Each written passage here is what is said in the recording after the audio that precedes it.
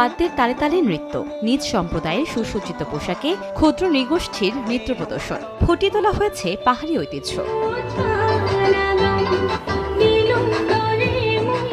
চৈত্রকে বিদায় জানিয়ে পহেলা বৈশাখে বরণ করতে পাহাড়ে বইছে নববর্ষের আমেজ। বৈশাখী উৎসব ঘিরে প্রস্তুতি শুরু করেছেন চাকমা, মারমা ও ত্রিপুরা সম্প্রদায়ের মানুষ।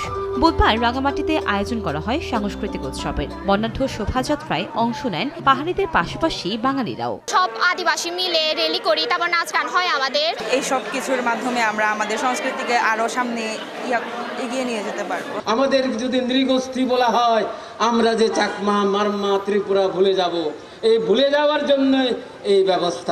সমতলের বাংলায় হতো, মুসলিমরাও করতো, এখন কিন্তু বদলে গেছে। বাংলাদেশে এই সংক্রান্তিতে উৎসব করা একমাত্র বোধে আমরা পার্বত্য চট্টগ্রামের আদিবাসীরা টিকিয়ে রেখেছে কিছুটা এই সংক্রান্তি।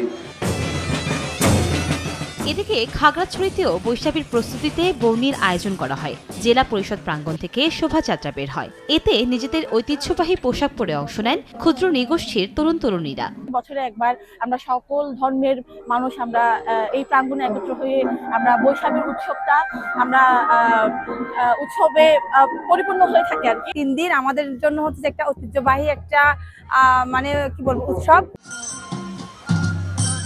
আগামী 12 এপ্রিল ভোরে চেঙ্গি নদীতে ফুল ভাসানোর মধ্য দিয়ে শুরু হবে চাকমা সম্প্রদায়ের বিজু উৎসব।